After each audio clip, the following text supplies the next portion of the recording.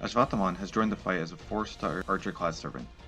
How's it going, everyone? I'm bringing you another servant quick look to go over the stats and kit and provide some tips as how to use this new bad boy. Aśvatthāman is up at the top of the 4-star archers when it comes to attack, but is on the lower end when it comes to HP, pointing him towards being more aggressive. Amon is packing an uncommon deck for an archer, with double quick, double buster, and buster NP, and his deck is packing an uncommonly large amount of hits at 4-4-5-4, helping him gain MP off his single arts and making stars with his double quick cards. Chintamani B is a 2-in-1 skill, both protecting him from enemy noble phantasms and setting up his own. It's a nice multi-purpose skill to have. Just watch out that you don't get KO'd while it's on cooldown if you use it too aggressively though. Now this is a unique skill. Violating the Chivalric Code gives him a solid buster boost for 3 turns, and the additional effect further adds to his damage. It has no effect on 3 of his cards, but hitting even once is a nice defense down, and only further racks up the damage as you get more hits in. It's a nice offensive buff that helps out the whole party. Maharata A+ is another offensive buff, again lasting 3 out of 5 turns. It only boosts his 2 quick cards, but adds more firepower to his attacks. Combined with the second skill, 4 out of 5 cards will be enhanced for a good chunk of the fight, helping him deal more damage and generating more stars, which he directly benefits from. Not strengthening his buster crits is kind of a bummer though. Aśvatthāman's noble phantasm is the chakra that stirs up my raging flames. As the name gives it away, it's a damage dealer. Removing defensive buffs is always strong, especially if it's able to get rid of a guts, and it helps boost the general party damage output by removing their defense up.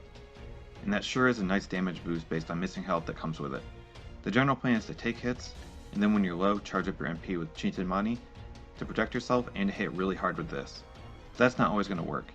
It's still a strong effect though, and should not be overlooked, and can deal massive amounts of damage to a single target. Amon comes with some nice passive skills. There's magic resistance as to be expected, and strong divinity to add to his damage. But it's remaining 2 that draws a lot of attention. EX-Strike independent action gives him a whopping 12% crit damage, and his kit already has crit synergy. And his unique passive, Ruda Avatara EX, works extremely well. It's a weak madness enhancement with a further increase to his buster crits, while making him immune to stuns, charms, and the like. This passive erases a whole bunch of awkward situations before they even happen. Aśvatthāman is all about aggression, providing himself with solid buffs to his quick and buster cards. Even his defensive skill is aggressive, letting him NP sooner.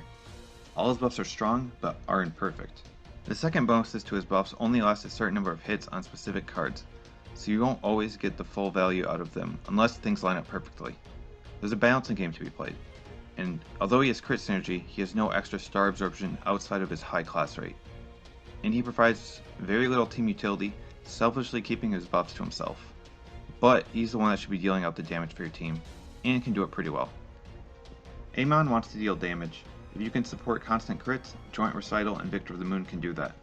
Otherwise, the standard Limited Zero, Aerial Drive, and Golden Sumo work well, as they do on all Buster Servants.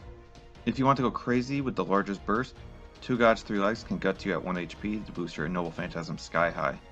I don't recommend this though, since it's inconsistent and risky, but it can definitely be fun. As always, Buster cards plus crits means Merlin's great, but you already knew that already, and I'm not going to go into him too much because it's Merlin. Brynhildr boosts Amon's crit potential greatly, but her heal minimizes the potential of his Noble Phantasm. It's totally worth it though to avoid the risk of dying unexpectedly, while Quetzalcoatl strengthens his damage and can provide him some very nice guts. He'll want someone to provide him with stars so he can crit. Lakshmibai, Napoleon, and Wu all have star producing and offensive support options. Aśvatthāman is a solid damage dealer with strong self buffs, protection, and MP charge, although he provides very little team utility and suffers from having 2 different card specific buffs. His MP does remove defense and hits hard though. All around, not a bad servant at all, but not perfect either. He's a good choice if you're looking for a single target archer to take down enemy sabers. And those are my thoughts on Aśvatthāman, and boy do I sure hope I'm pronouncing that right. I know his character design is appealing to quite a few people, but doesn't quite do it for me.